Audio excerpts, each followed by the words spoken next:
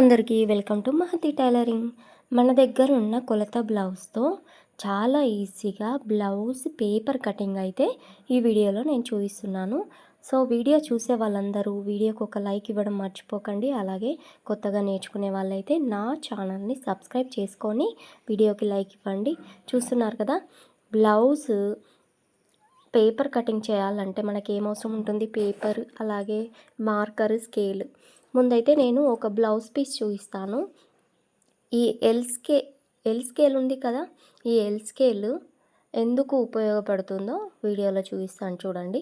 ఈ బ్లౌజ్ పీస్ని ఇలా 2 ఫోల్డ్గా చేసి మలిపి పెట్టేశాను కదా, చూడండి. ఈ స్కేల్ని ఇలా 90 డిగ్రీస్లో మనకు ఇక్కడ స్ట్రేట్ అనేది చూపిస్తుంది. చూడండి, మనకు బ్లౌజు పైననేమో కొంచెం ఉంది, ఇక్కడ కిందికేమో కొద్దిగా వెడల్పు ఎక్కువ ఉంది. మనం మామూలు స్కేల్ తోటి కట్ చేస్తే ఇలా అయితే వస్తుంది.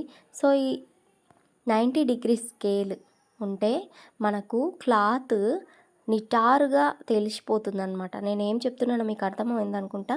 ఎల్ స్కేల్ చాలా ఉపయోగపడుతుంది అనమాట. ఇప్పుడు నేను ఎల్ స్కేల్ గురించి చెప్పాను. సో మనం వీడియోలోకి వెళ్ళిపోదాం. ఇదైతే కొలత బ్లౌజ్ అండి. నేను కింద పేపర్ 2 ఫోల్డ్గా మలిపేసుకొని పెట్టుకున్నాను. ఫోల్డింగ్ని మన వైపు, విడివిడిగా ఉంది ఆపోజిట్ వైపు ఉంచుకోవాలి. బ్లౌజ్ పీస్ చూడండి, బ్లౌజ్ అంటే కొలత బ్లౌజ్. సో నేను కిందికి చూడండి, కరెక్ట్గా ఎల్ స్కేల్ అనేది ఇలా మనకు 90 డిగ్రీస్ ఉంటుందన్నమాట. 90 డిగ్రీస్ ఉంటేనే మనకు ఎల్ స్కేల్ అనేది చాలా ఉపయోగపడుతుంది. బ్లౌజ్ అనేది కిందికి క్రాస్గా కట్ కాకుండా నిటారుగా కట్ అవుతుందన్నమాట. సో ముందైతే నేను కిందికి 1 ఇంచ్ వదిలేసి నిటారుగా లైన్ వేశాను. అలాగే బ్లౌజ్ హైట్ చూడండి, షోల్డర్ నుంచి కిందికి హైట్ అనేది చూసేసుకొని మార్కింగ్ వేసేసాను. సో హైట్ చూసుకున్న తర్వాత నేను ఇక్కడైతే ఎక్స్ట్రా 1/2 ఇంచ్ వదిలేసాను కదా, అది కుట్ల కోసం అనమాట. ఇవి రెండింటిని వీడియోలో చూపిస్తున్న విధంగా మార్కింగ్ అయితే వేసేస్తున్నాను. ఇలా వేసేసిన తర్వాత నేను ఈ బ్లూ కలర్ మార్కర్ అనేది వీడియోలో సరిగ్గా కనిపించటం లేదని నేను మళ్ళీ గ్రీన్ కలర్ మార్కర్ అనేది తీసుకున్నాను. చూడండి, ఇప్పుడు మనకి ఏం కావాలంటే బ్లౌజ్ నడుము కొలత కావాలి. నడుము కొలత కావాలంటే మనకు యాజ్ ఇట్ ఈస్ ఈ బ్యాక్ పార్ట్ని ఇలా కరెక్ట్ కుట్ల దగ్గర పెట్టేసుకొని ఇలా చూసుకుంటే సరిపోతుంది. సో అలా కాకుండా కరెక్ట్గా నడుము చుట్టూ కొలత కావాలి అంటే ఏం చేయాలంటే చూడండి, దగ్గరున్న బ్లౌజ్ని కిందికి నడుము చుట్టూ ఇలా 4 ఫోల్డ్ చేసి పట్టేసుకోవాలి. చూడండి, ఇక్కడ కరెక్ట్గా ఇక్కడ నుంచి ఇక్కడ వరకు కింద 1 ఇంచ్ వదిలేసుకొని మార్క్ వేసాను చూడండి. కరెక్ట్ 1 ఇంచ్కి ఒక మార్క్, మనకు ఫింగర్స్కి ఇంచులు ఉంటాయి కదా, ఆ ఇంచులు పట్టుకోవాలి. ఒకటేమో 1 ఇంచ్, ఒకటేమో 2 ఇంచ్. 1 ఇంచ్ ఏమో బ్యాక్ టక్స్ పెట్టుకుంటాం కదా దానికోసం, 2 ఇంచెస్ ఏమో ఇక్కడ ఎక్స్ట్రా కుట్ల కోసం 2 ఇంచెస్ అనమాట. సో వీడియో చూసుకుంటూ మీరు పేపర్ కట్ చేసినా సరిపోతుంది. నేనైతే చాలా క్లియర్గా ఎక్స్ప్లెయిన్ చేస్తూ మీకైతే వీడియో పెట్టాను. మీరు ట్రై చేయండి. వీడియో చూసినంత మాత్రాన మనకు కటింగ్ అనేది రాదు.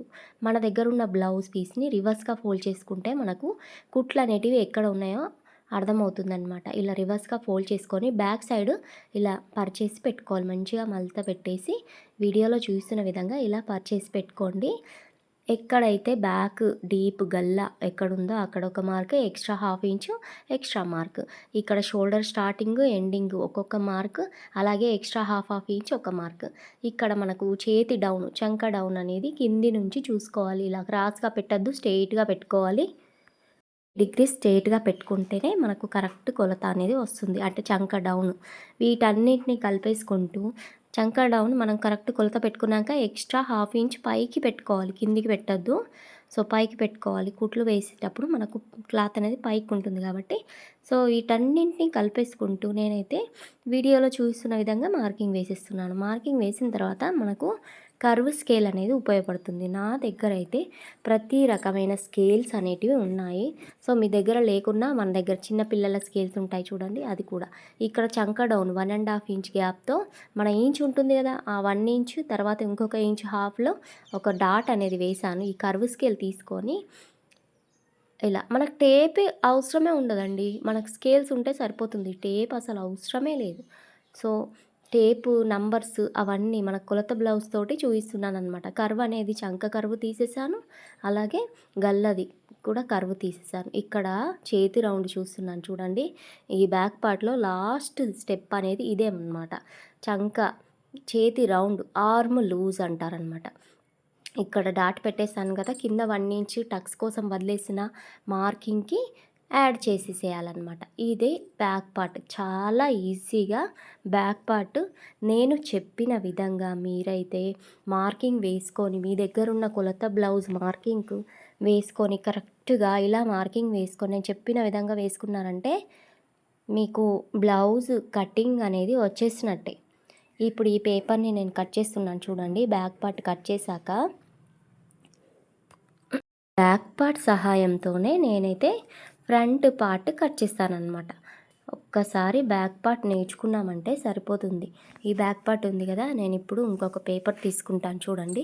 ఈ పేపర్ పైన ఈ బ్యాక్ పార్ట్ని ఇలా క్రాస్గా పెట్టుకోవాలి. ఇదే కింద ఉన్నది క్లాతే అనుకోండి, క్లాత్ పైన క్రాస్గా పెట్టుకోవాలన్నమాట.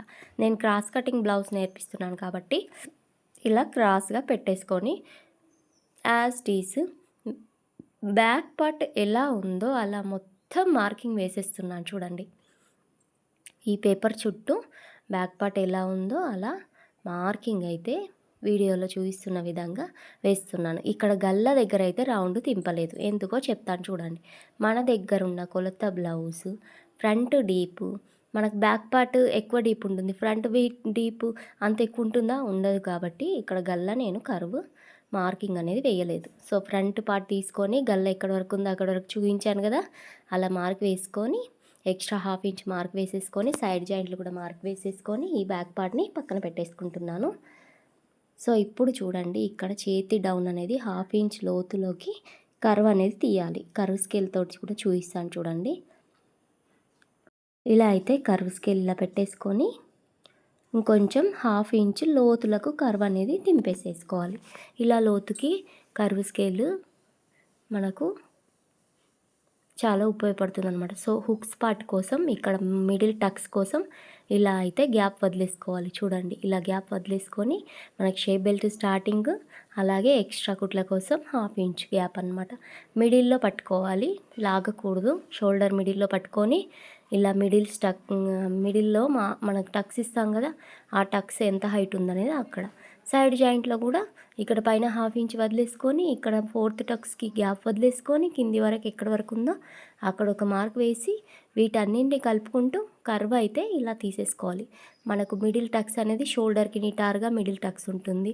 హుక్స్ పార్ట్కి మిడిల్గా ఒక టక్స్ అనేది ఉంటుంది. చంక మిడిల్లో ఒక టక్స్ ఉంటుంది. 4th టక్స్ ఏమో వీటన్నింటిని ఒక గ్యాప్ అనేది మెయింటైన్ చేస్తూ 4th టక్స్ కూడా ఉంటుందన్నమాట. ఒక్కొక్కరు 4th టక్స్ ఉండదు. ఇక్కడ నేను ఎక్స్ట్రా ఎందుకు తీసానంటే మిడిల్ పార్ట్ అనేది మనం ఎక్స్ట్రా తీస్తాం కదా, సో క్లాత్ అనేది సైడ్ జాయింట్లో తగ్గిపోతుంది కాబట్టి అక్కడ ఎక్స్ట్రా ఒక 1/2 ఇంచు 1 ఇంచ్ చెస్ట్ని బట్టి తీసేసుకోవాలన్నమాట.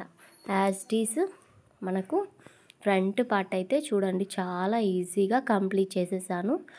మనము ఒకసారి ఈ పేపర్ కటింగ్ నేర్చుకున్నామంటే ఈ పేపర్ని తీసుకెళ్ళి మంచిగా కళ్ళు మూసుకొని బ్లౌజ్ పీస్ మీద పెట్టేసుకొని యాజ్ ఇట్ ఈజ్ ఎలా ఉందో అలా కట్ చేసుకోవడమేనండి. మనకు కటింగ్ ఒకటైతే స్టిచ్చింగ్ ఒక ప్రాబ్లం అనమాట. ముందు మనం కటింగ్ నేర్చుకోవాలి. 1 పీస్ బ్లౌజ్ కటింగ్ నేర్చుకొని 1 పీస్ బ్లౌజ్ స్టిచ్చింగ్ నేర్చుకున్నామంటే చాలా ఈజీగా మనకు టైలరింగ్ వచ్చేస్తుంది. చూడండి, షేప్ బెల్ట్లో అయితే 2 సైడ్స్ 1/2 ఇంచ్ గ్యాప్తో ఇలా అయితే మార్కింగ్ వేస్తాను. మనకు హుక్స్ పార్ట్ ప్లేస్లో షేప్ బెల్ట్లు మనము 2 ఇంచెస్ మలిపేస్తాం కదా బ్యాక్ పార్ట్ని, సేమ్ అంతే 2 ఇంచెస్కి పైన హాఫ్ కింద హాఫ్ అంటే 3 ఇంచెస్ ఉంటుందన్నమాట. చూడండి, నేను స్కేల్తో చూపిస్తాను. ఇక్కడ 1 ఇంచ్ పైకి కర్వ్ అనేది తింపేసేయాలి అంతే. హుక్స్ పార్ట్లో ఇక్కడ 1 ఇంచ్ కర్వ్ అనేది తింపేస్తామంటే షేప్ బెల్ట్లు చాలా ఈజీగా వచ్చేస్తాయి. తర్వాత చూసేవాళ్ళు హ్యాండ్స్ చాలా ఈజీగా ఫ్రంట్ కర్వ్ అనేది ఎలా తీయాలో చూపిస్తాను చూడండి. నేనైతే హ్యాండ్స్ 2 ఫోల్డ్గా మలిచేసి పెట్టుకున్నాను పేపర్ని. చూడండి, 2 ఫోల్డ్గా మలిచేసి పెట్టుకొని నా దగ్గర ఉన్న కొలత బ్లౌజ్తో ముందైతే 1/2 ఇంచ్ కిందికి ఒక మార్కింగ్ వేస్తున్నాను. ఎక్స్ట్రా కుట్ల కోసం మనం లోపలికి మలిచేస్తాం కదా. సో చూడండి, మనం ఎప్పుడైనా బ్యాక్ సైడ్ నుంచే హ్యాండ్ హైట్ చూసుకోవాలి, హ్యాండ్ కర్వ్ కూడా చూసుకోవాలి. చూడండి, హైట్కు కరెక్ట్ మార్క్ వేసేసి ఎక్స్ట్రా 1/2 ఇంచ్ మార్క్ వేసాను. ఇక్కడ చేతి రౌండ్ కూడా మార్క్ వేసాను. మనకి ఇక్కడ చంక డౌను అలాగే చేతి రౌండ్ ఎక్కడ ఎండ్ అయిందో అక్కడ ఒక మార్క్ వేసేసాను. చూడండి, స్ట్రేట్గా ఒక 1 ఇంచ్ స్ట్రేట్గా మార్కింగ్ అయితే వేశాను కదా, ఆ స్ట్రేట్ మార్కింగ్కి ఇక్కడ చంక రౌండ్కి స్ట్రేట్గా ఒక గీత గీసేసాను కదా. సో ఇలా గీత గీసేసిన తర్వాత ఏం చేయాలంటే దానికి కరెక్ట్ మిడిల్లో ఒక డాట్ వేసేసుకొని ఈ కర్వ్ స్కేల్ తోటి ఇక్కడ నుంచి రౌండ్ చిన్న ఎస్ ఆకారంలో రావాలన్నమాట. చూడండి ఇలా కర్వ్ని చిన్న ఎస్ ఆకారం, ఆ స్ట్రేట్ లైన్కి ఉల్టా ఎస్ ఆకారం వచ్చింది చూడండి, చిన్న ఎస్ ఆకారం రావాలన్నమాట.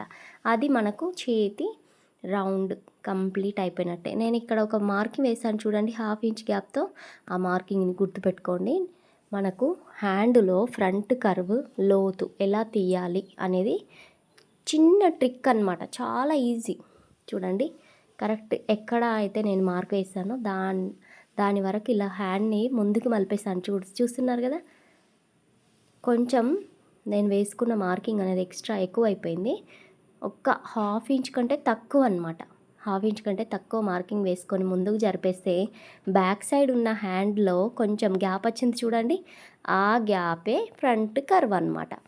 సో చాలామందికి హ్యాండ్ కటింగ్ వచ్చిన తర్వాత కూడా ఫ్రంట్ కర్వ్ అనేది ఎలా తీయాలో అర్థం కావట్లేదు అని అన్న వాళ్ళకి ఇదైతే చాలా ఈజీ టిప్.